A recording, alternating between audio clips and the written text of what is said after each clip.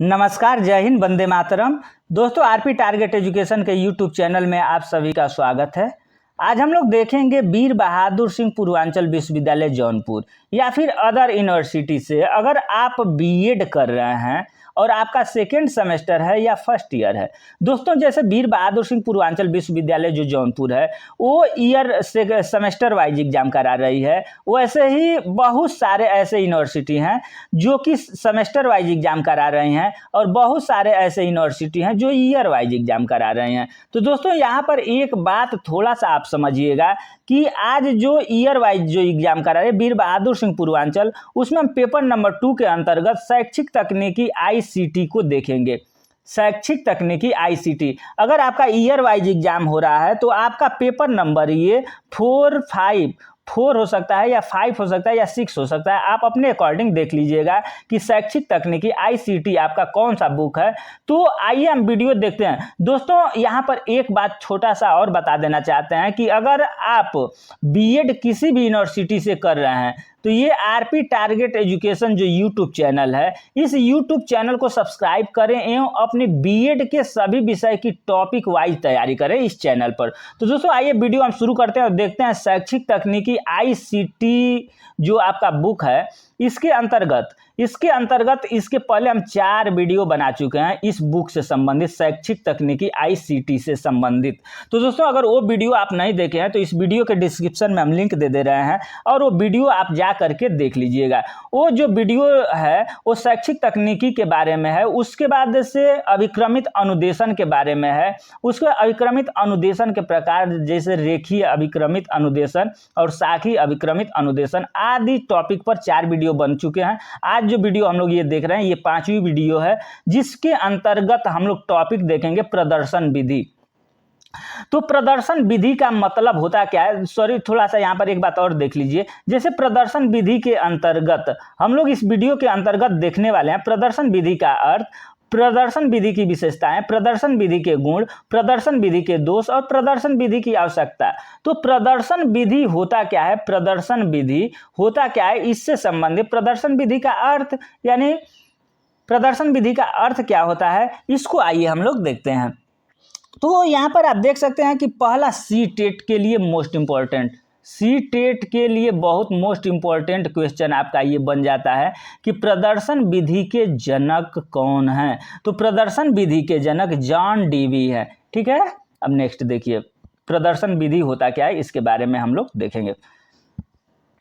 प्रदर्शन विधि शिक्षण विधि में सबसे उत्कृष्ट विधि मानी जाती है, क्योंकि इस विधि में विद्यार्थी और अध्यापक दोनों ही सक्रिय भाग लेते हैं। इस विधि को सार्थक विधि मानी जाती है। शिक्षण की प्रक्रिया में प्रदर्शन विधि सफल एवं उपयोगी होती है। प्रदर्शन विधि में शिक्षण सूत्र मूर्त से अमूर्त की ओर। ठीक है, यहाँ पर थोड़ा सा समझने का प्रयास करिएगा। यहाँ भी सी टेट का एक बहुत छोटा सा प्यारा सा क्वेश्चन, बहुत अच्छा क्वेश्चन तैयार हो रहा है कि जैसे पूछ देता है कि प्रदर्शन विधि में किस शिक्षण सूत्र का प्रयोग किया जाता है। तो यहाँ पर आप लोग साफ शब्दों में देख सकते हैं कि प्रदर्शन विधि में शिक्षण सूत्र मूर्त से अमूर्त के तरफ आधारित होती है। तो ये आप लोग ध्यान रखिएगा कि जो प्रदर्शन विधि है ये एक शिक्षण सूत्र है, शिक्षण प्रक्रिया है, शिक्षण सूत्र है प्रदर्शन विधि। और इस प्रदर्शन विधि में जो शिक्षण सूत्र का प्रयोग होता है मूर्त से अमूर्त पर आधारित होता है। प्रदर्शन विधि में अध्यापक छात्रों के सम्मुख वस्तु, मॉडल आदि का प्रदर्शन करता है। उस प्रदर्शन या प्रयोग से संबंधित विभिन्न पक्षों की व्याख्या करता है, जिससे शाब्दिक अंतःक्रिया को बढ़ावा मिलता है और इस प्रक्रिया में छात्र सक्रिय रहते हैं। सक्रियता के परिणाम स्वरूप छात्र नवीन ज्ञान को सरलता पूर्वक सीख सकते हैं। प्रदर्शन विधि का सफलतापूर्वक प्रयोग करने के कारण शिक्षक को शाब्दिक प्रस्तुतिकरण, स्पष्टीकरण तथा वर्णन आदि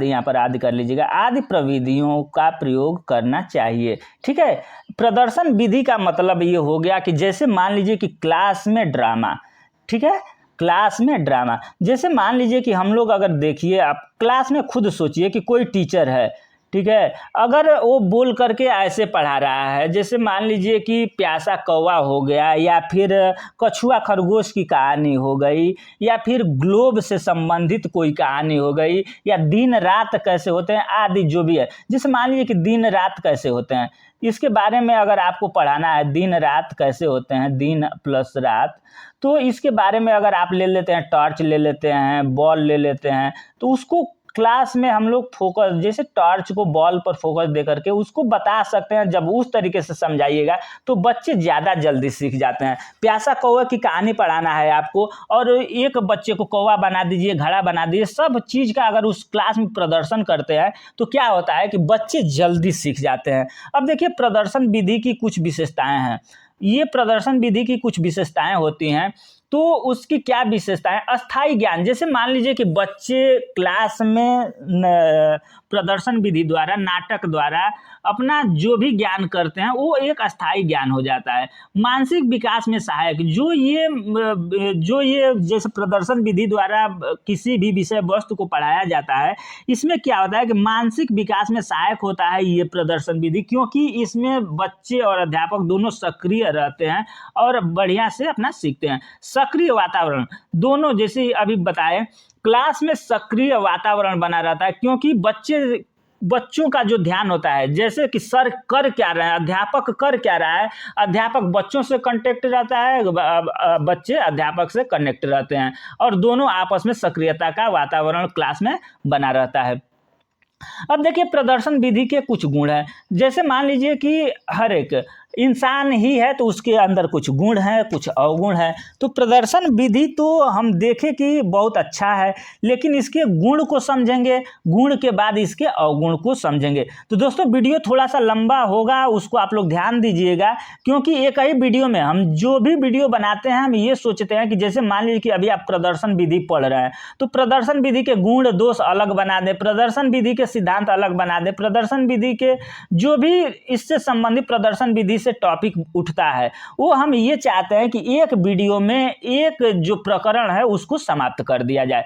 तो दोस्तों, वीडियो अगर आपको अच्छा लग रहा हो तो वीडियो को लाइक करके शेयर करें, तथा चैनल पर अगर पहली बार विजिट कर रहे हैं तो चैनल को सब्सक्राइब करके बेल आइकन को दबा लें, जिससे कि हमारे द्वारा जो भी वीडियो बनाए जाते हैं छोटे मोटे, वो आप तक पहुँचें और उसका आप बेनिफिट ले सकें, और जो बीएड में आपका मेरिट है वो अधिक से अधिक ला सकें। तो देखिए, प्रदर्शन विधि के गुण क्या क्या होते हैं।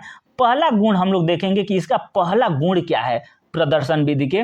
तो प्रदर्शन विधि में छात्रों द्वारा रुचि लेने तथा सक्रिय सहयोग देने से कक्षा का वातावरण नीरस नहीं होता है। ये पहला गुण हो गया कि जैसे क्लास में नीरस नहीं होगा तो बच्चे क्या करेंगे, जल्दी जल्दी सीखेंगे, अच्छा से सीखेंगे। लेकिन वही क्लास जैसे होता है ना कि मैथ अगर आपको नहीं आ रहा है और मैथ सर अगर क्लास में ब्लैक बोर्ड पर लगा रहे हैं तो आपको नींद आने लगती है। बच्चों को, जिस बच्चे को नहीं समझ में आता है उसमें नींद आने लगती है, या बच्चे भाग नहीं लेना चाहते हैं। लेकिन जो प्रदर्शन विधि है, अगर इस माध्यम से पढ़ाया जाए तो बच्चे सक्रिय रहते हैं और क्लास का वातावरण क्या रहता है, नीरस नहीं रहता है। सेकेंड पॉइंट आप देखेंगे, भारत जैसे विकासशील देश के लिए यह विधि अल्प व्यय होने के कारण विशेष उपयोगी है, क्योंकि इसमें व्यय कम होता है, इसमें पैसा जो है पैसे की कम क्षति होती है। नेक्स्ट पॉइंट देखिए, इस प्रयोग में प्रदर्शन के साथ साथ परिचर्चा द्वारा छात्रों की शंकाओं का समाधान होता रहता है। नेक्स्ट पॉइंट, महंगे उपकरण होने की स्थिति में क्षति का भय कम रहता है, यानी महंगा उपकरण नहीं है जिसके कारण क्षति का भय कम रहता है। बहुत सारे जगह देखे होंगे, जैसे महंगा उपकरण होता है या कुछ वैसा चीज रहता है, वस्तु रहती है, तो उसको छूने से लोग डरते हैं कि अरे महंगा है, छुएंगे तो गिर जाएगा, टूट जाएगा, हम तो उस स्थिति में लोग नहीं सीख पाते हैं। जबकि प्रदर्शन विधि में कोई वैसा उपकरण प्रयोग नहीं होता है, महंगी उपकरण कोई नई प्रयोग में लाई जाती है, जिसके कारण अपना इसमें भय कम रहता है। नेक्स्ट पॉइंट देखेंगे, मूर्त से अमूर्त के शिक्षण पर आधारित है। ये सिद्धांत है प्रदर्शन विधि है, वो मूर्त से अमूर्त के शिक्षण सूत्र पर आधारित है। नेक्स्ट पॉइंट देखेंगे, बालक को निरीक्षण तर्क शक्ति तथा सृजनात्मक क्षमता का विकास करने में पर्याप्त अवसर मिलता है। नेक्स्ट पॉइंट, इस विधि से प्राप्त ज्ञान स्पष्ट एवं अस्थायी हो जाते हैं। जैसे मान लीजिए कि बच्चे कोई भी नाटक के माध्यम से या कहानी के माध्यम से सुनते हैं, देखते रहते हैं, जो जैसे मान लीजिए कि कोई बच्चा है या आप खुद हैं, कोई जो भी कोई घटना है, अगर घटना को प्रत्यक्ष रूप से आपको दिखा दिया जाता है तो आप उसको जिंदगी में कभी नहीं भूलते हैं। वही स्थिति है प्रदर्शन विधि में। नेक्स्ट पॉइंट इसमें देखेंगे हम लोग, यह एक वैज्ञानिक विधि है। जो ये है एक वैज्ञानिक विधि है। इस विधि में शिक्षक के साथ साथ छात्र भी क्रियाशील रहते हैं। इस विधि में छात्र को स्वतंत्रता होती है सीखने के लिए। छात्र देखकर तुरंत सीख जाते हैं। नेक्स्ट पॉइंट है इस विधि में रटने से बचा जाता है। नेक्स्ट पॉइंट है छात्र को खुला वातावरण मिलता है सीखने के लिए। ये सब क्या थे? ये सब लाभ थे। अब देखिए प्रदर्शन विधि के कुछ दोष हैं, कुछ हानि है, इसके बारे में हम लोग देख लेते हैं। प्रदर्शन विधि के कुछ दोष भी होते हैं जो निम्नलिखित इस प्रकार है। पहला, मनोवैज्ञानिक दृष्टिकोण का अभाव। इसमें जैसे मनोवैज्ञानिक दृष्टिकोण का अभाव है, क्योंकि मनोवैज्ञानिक की दृष्टि से देखा जाए तो इस विधि में काफ़ी कमियां नजर आती हैं। विज्ञान का अध्ययन अध्यापन करो और सीखो शिक्षण के सिद्धांत पर आधारित होता है। जैसे मान लीजिए कि विज्ञान है, विज्ञान आप साइंस पढ़ रहे हैं तो वो ये है, उसका अध्ययन करने का माध्यम क्या है कि सीखो, करो और सीखो। जैसे मान लीजिए कि प्रैक्टिकल हम करेंगे और सीखेंगे, इस आधारित पर शिक्षण का सिद्धांत पर आधारित है। लेकिन इस विधि में देखो, जैसे मान लीजिए कि नाटक है, प्रदर्शन हो रहा है, तो उसको हम लोग देखते हैं, सुनते हैं, उसके बाद समझते हैं। इस पर आधारित है क्या है? प्रदर्शन विधि। प्रदर्शन विधि किस पर आधारित है? तो नाटक चल रहा है, उसको हम देख रहे हैं, सुन रहे हैं, समझ रहे हैं। लेकिन अगर विज्ञान को देखा जाए तो विज्ञान ये कहता है, प्रैक्टिकल ये कहता है कि करो और सीखो शिक्षण से संबंधित है, जिससे कि ये वैज्ञानिक दृष्टिकोण से सही नहीं है, वैज्ञानिक दृष्टिकोण का अभाव है। अब नेक्स्ट पॉइंट हम लोग देखेंगे, प्रयोगात्मक क्षमता का अभाव। यानी प्रयोगात्मक क्षमता का अभाव, इसमें क्या क्या चीज़ है? तो प्रदर्शन विधि में विद्यार्थी को स्वयं प्रयोग एवं प्रत्यक्ष वस्तु द्वारा स्वयं व्यक्तिगत रूप से ज्ञान प्राप्त करने का अवसर नहीं मिलता है। क्यों? क्योंकि इसमें टीचर प्रदर्शन करता है और बच्चे देखते हैं और बच्चे सीखते हैं। बच्चों को इसमें कोई प्रयोग करने के लिए नहीं मिलता है। उन्हें प्रयोग करने और स्वयं ज्ञान प्राप्त करने की योग्यता की विकास नहीं हो पाता है। ठीक है, नेक्स्ट पॉइंट के माध्यम से कुछ पॉइंट्स हैं, इसको हम लोग देखते हैं क्या क्या हानियां हैं। तो इस विधि में छात्र स्वयं, यहाँ पर स्वयं कर लीजिएगा, स्वयं, यहाँ इस विधि में छात्र स्वयं प्रयोग नहीं करते, इसलिए उनमें प्रयोगात्मक क्षमता का विकास नहीं हो पाता है। अब नेक्स्ट पॉइंट देखिए, यह करके सीखने के स्थान पर सुनकर सीखने पर आधारित है, जो मनोवैज्ञानिक नहीं है। नेक्स्ट पॉइंट होता आता है, इसमें व्यक्तिगत भिन्नताएं हैं की उपेक्षा की जाती है। जैसे मान लीजिए कि व्यक्तिगत जो बच्चे होते हैं, उनके अंदर कोई बच्चा तेज गति से सीखने वाला होगा, कोई बच्चा कम गति से सीखने वाला होगा, लेकिन उनको जो बच्चे होते हैं उनको अपने व्यक्तिगत भिन्नता के अनुसार सीखने का मौका नहीं मिलता है, क्योंकि टीचर प्रदर्शन करता है, केवल उसी पॉइंट को ही वो सीख पाता है। तेज बच्चा हो तब, चाहे तीव्र बच्चा हो तब। इसीलिए बोला गया कि इसमें व्यक्तिगत भिन्नताएं हैं की उपेक्षा की जाती है। इसमें यह आवश्यक नहीं होता कि सभी छात्रों को प्रदर्शन ठीक प्रकार से दिखाई दे रहा है। जैसे मान लीजिए कि जो प्रदर्शन चल रहा है क्लास में, कोई ज़रूरी नहीं है कि सभी बच्चों को ठीक प्रकार से दिखाई ही दे रहा हो। नेक्स्ट पॉइंट देखेंगे, इस विधि में शिक्षक केंद्रित होता है। जैसे मान लीजिए कि शिक्षक केंद्र में होता है और बच्चे चारों तरफ से देखते हैं, सुनते हैं, समझते हैं, तो ये शिक्षक केंद्रित, बाल केंद्रित शिक्षा न होकर के शिक्षक केंद्रित शिक्षा हो जाती है।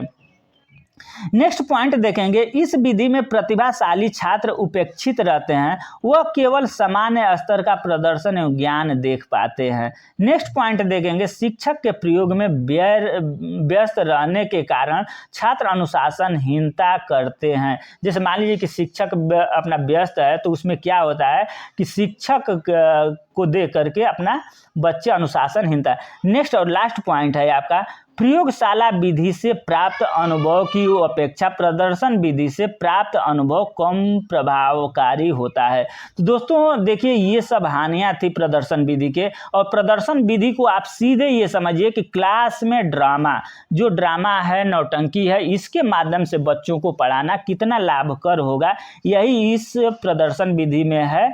तो दोस्तों वीडियो आपको कैसा लगा? वीडियो अगर आपको अच्छा लगा है तो वीडियो को लाइक करें, शेयर करें, तथा चैनल पर अगर पहली बार विजिट कर रहे हैं तो चैनल को सब्सक्राइब करके बेल आइकन को दबा लें। और दोस्तों ये जो आप पीडीएफ देख रहे हैं, इसका अगर आपको नोट्स चाहिए, इसका अगर इस पीडीएफ का आपको नोट्स चाहिए तो आप हमारे टेलीग्राम चैनल आरपी टारगेट